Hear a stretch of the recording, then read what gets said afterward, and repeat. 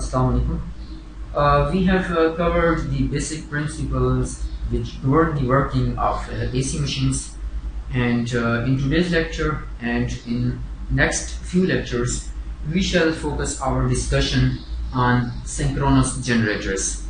The working principle of these generators we have already studied. This synchronous generator consists of a stationary part which is called stator, and there is a moving part which is called rotor. This rotor has its magnetic field. That magnetic field is denoted by BR, and this rotor is connected with some mechanical arrangement which rotates this rotor at some constant frequency omega. And we learned that when this rotating magnetic field links with the coils placed on the stator, it induces voltage, a sinusoidal voltage in these coils.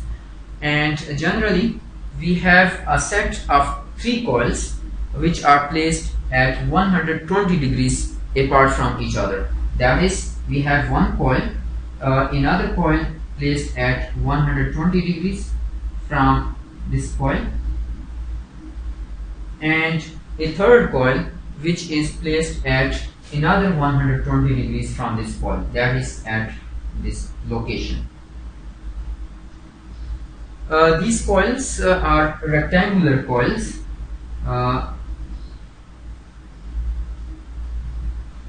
and in this diagram only these sides of this coil are shown by these small circles. This back side conductor and front conductor of this coil, these are not shown.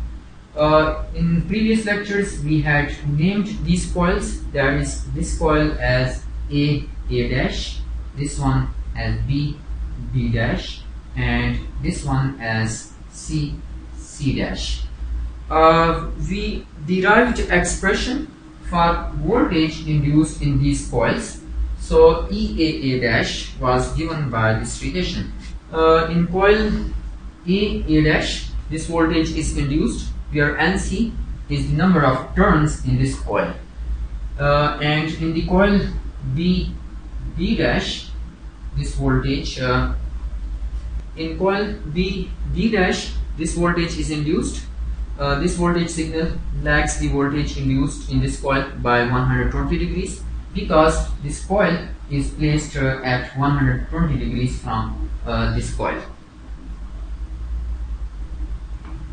This is B and this is B dash, and this one. And similarly,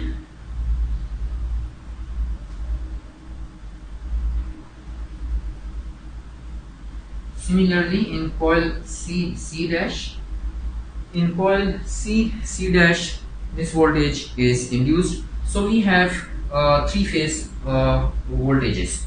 Now compare this synchronous generator with the very simple AC machine that we considered at a very earlier lecture, that is a loop of wire rotating in a uniform magnetic field created by flat poles. We had a coil, similar rectangular coil,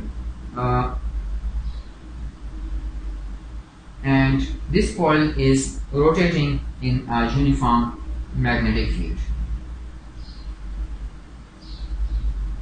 We had also derived expression for induced voltage in this coil that was quite similar to this one. That is, voltage induced was given by phi omega sine omega t. This machine was not practical.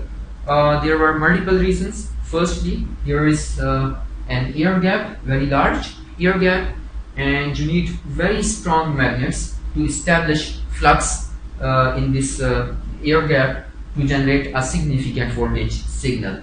This was first limitation of this machine. Over here we have very small air gap, and therefore this machine does not require that much strong magnet.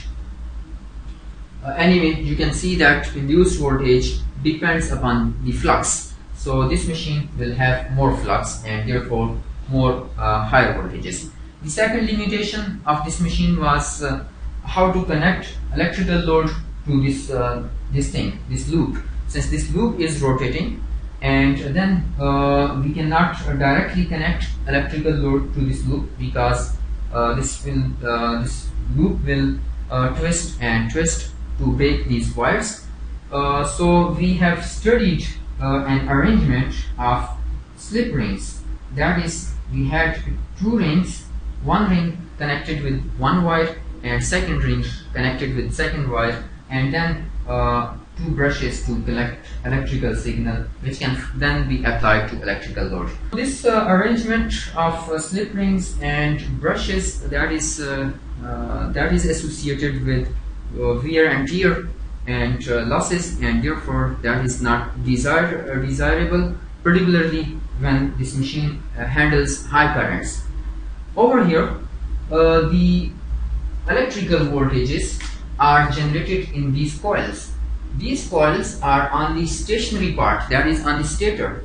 Therefore, connecting electrical load to these coils will not be problematic, and we shall get rid of this slip rings and brush arrangement. And furthermore, with this arrangement, we can generate three-phase voltage signals, a set of three-phase voltage signals. And you know that transmission of three-phase signals is much more convenient than single-phase electrical signals. So this is basic working of a synchronous generator. Next we talk about construction of these machines. So as you already remember, this synchronous generator consists of a stationary part, which is called stator. This stationary part is called stator, and on this stator we have a set of three-phase coils. Voltage is induced in these coils, therefore stator of AC machine is also called armature.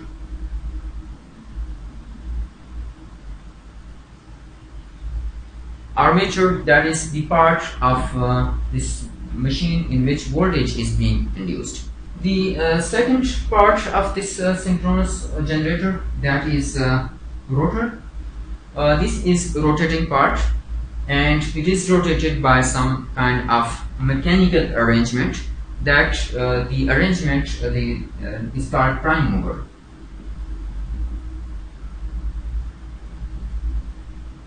Prime mover rotates the rotor, and this rotor can have different constructions. It can have can be a cylindrical rotor, or it can be a salient pole rotor. That is, it can have this.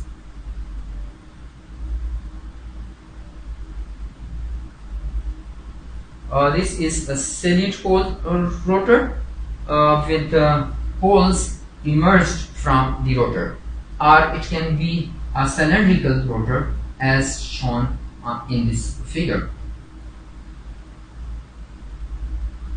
And these rotors are generally electromagnets, and there are coils placed on the rotor which generate rotor magnetic field. And in this diagram, the coils are placed over here in the notches carved along the surface of this rotor. So this is called non-salient pole rotor. This is salient pole rotor. This arrangement, this type of rotor has some advantages over this one. That is, it generates more sinusoidal flux distribution, and secondly, it has some mechanical advantage. This produces more vibrations, and this produces less vibrations.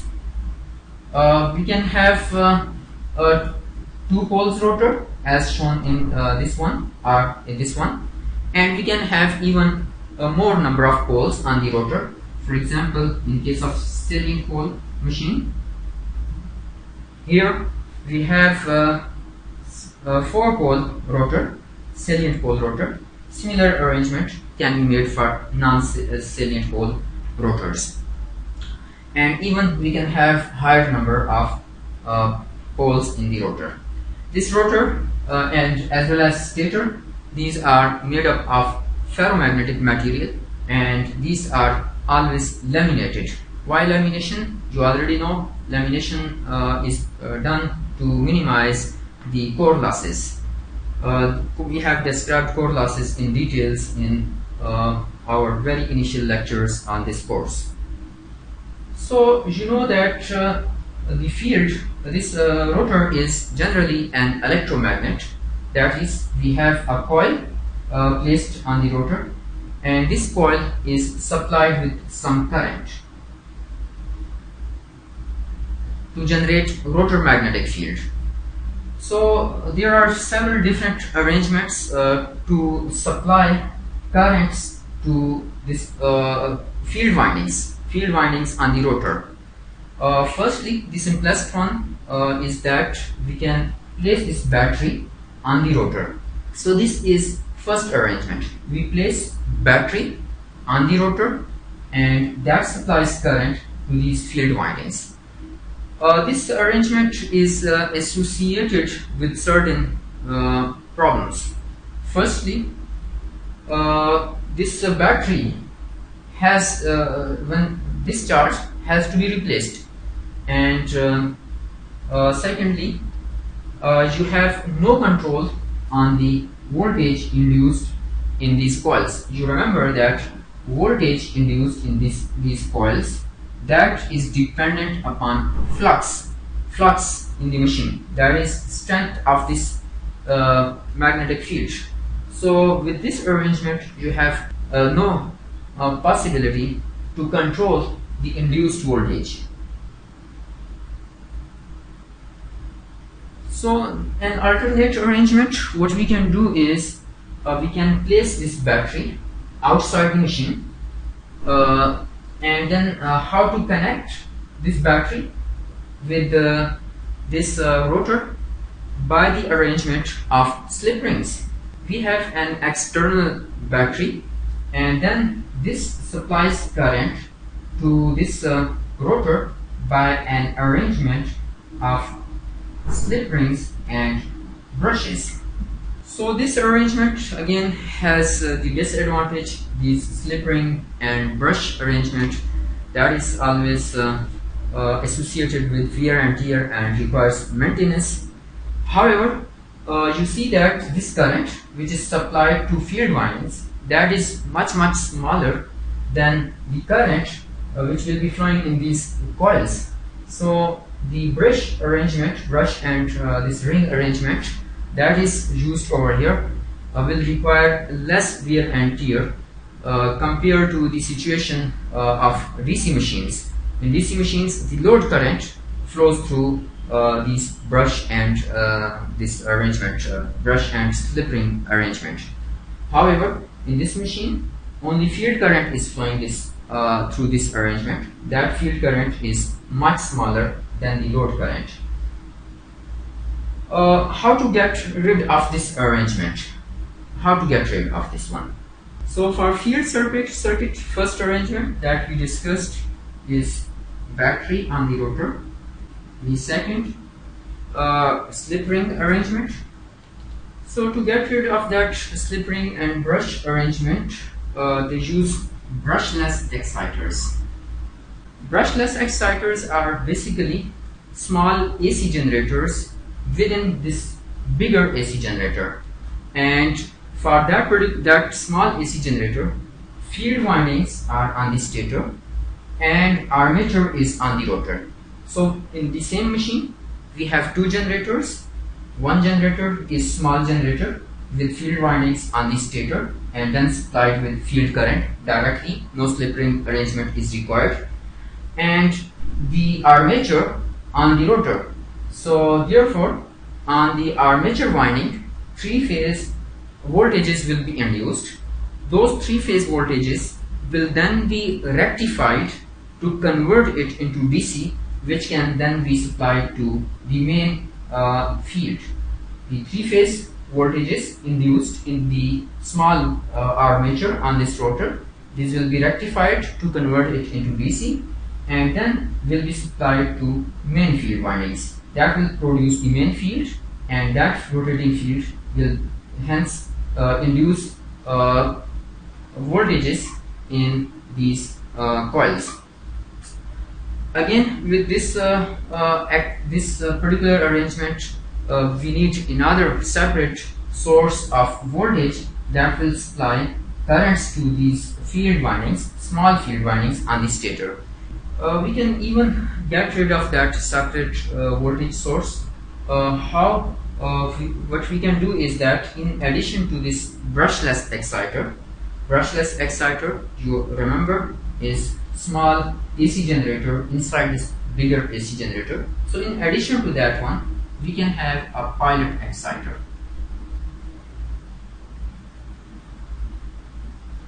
In addition to this one, so what is pilot exciter? On this rotor, we have a small permanent magnet. That small permanent magnet, when this rotor rotates, will induce voltages in these coils. Of course, that voltages, since this magnet is small, so that induced voltages will be small. These three-phase voltages can be then rectified to supply current to field of this brushless exciter. Field of this brushless exciter is on the stator. So voltages induced in these coils due to small permanent magnet, that voltages will be rectified and will supply current to field windings of this brushless exciter. So with this one, we can even get rid of separate voltage source that supplies current to field of brushless exciter. Once field of brushless exciter is provided current, then this will induce voltages, three-phase voltages of brushless exciter with armature on the rotor, and those voltages will be rectified to supply to this main field. So that is how bigger AC generators work. So what should be speed of rotation of this rotor? We remember that frequency of the voltage signals induced in these coils, that is related with speed of rotation of the rotor. Therefore, speed of the rotation of rotor is kept constant so that we can get a constant frequency, voltage signals with constant frequency. So what should be speed of rotation of the rotor? You know that for a two-pole rotor, two-pole machine, the frequency of voltage induced in these coils, that is electrical frequency, that is the same as frequency of the rotor. Speed of rotation of rotor in radians per second. Or the same expression can also be written in this form: Fe is equal to Fm. That is the case when you have a two poles rotor. You can have multiple pole rotor, and for that particular case, Fe will be related with P by 2 into Fm. Here, this is electrical frequency. Convention is that we measure it in hertz, or hertz, which is cycles per second. And this is the speed of rotation of this rotor in revolutions per second. However, convention is that instead of measuring it in revolutions per second, it is more convenient if we measure it in revolutions per minute. So if this is speed of rotation in revolutions per second, and Nm is the speed of rotation of this rotor in revolutions per minute, what is relation between the two? If I multiply this with 60, so revolutions per second multiplied by 60, that is revolutions per minute, that is Fm is equal to Nm by 60, and if we simply substitute this thing over here, we get this relation. Fe is equal to P divided by 120 into Nm. So this is a relation between speed of rotation of rotor in RPM and frequency of the generated voltage for a machine with P poles. For example, if you want to have a 60 Hertz voltage signal over here, and you have a machine with 2 poles, what should be speed of rotation of the rotor can be determined from this expression. 60 is equal to P divided by P is 2 divided by 120 multiplied by Nm, which implies that Nm should be 3600 revolutions per minute. To get a voltage signal with frequency of 60 Hz out of this machine, out of this generator with two poles, the rotor must rotate at this constant speed of 3600 revolutions per minute. What will be the magnitude of the generated voltage that we have learned is that E, for example, in coil AA, that was given by, and the maximum value of the generated voltage, this generated voltage is a sinusoidal signal. Its maximum value is given by NC phi omega, and its RMS value, that is generally denoted by EA, armature voltage, that is NC phi omega over square root of 2. And here omega is frequency in radians per second, and if we want to have a frequency in hertz, that is cycles per second, then we can just replace it by 2 pi f and then this one. This is RMS value of the generated voltage, which is the same as square root of 2 multiplied by NC phi f. Once a machine is designed, this thing is constant, so generated voltage, that is equal to K phi f. So that is for a fixed frequency. The generated voltage, RMS value of generated voltage, is dependent upon flux in the machine, and flux in the machine can be controlled by the field current.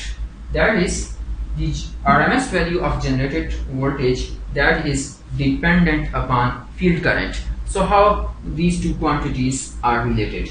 We know that field current, IF, and flux, these are related by the magnetization curve. In a ferromagnetic material, flux is related with MMF, and MMF is field current multiplied by NF. So flux and field current, these are related by magnetization curve, and hence what should be this relation between EA and IF? What should be shape of the curve between these two quantities? So we have IF on this axis, and this EA is proportional to phi. So the graph between EA, shape of the graph between EA and IF, that is similar to this one, only scaled version of this magnetization curve. For synchronous generators, you are provided with on the data sheet of that generator, you are also provided with this magnetization curve. And this again, this EA not only depends upon flux but also upon frequency. So this curve is for a particular given frequency. For other frequencies, this will be simply scaled up or down depending upon the frequency. So in the next lecture, we shall talk about the equivalent electrical circuit of synchronous generators.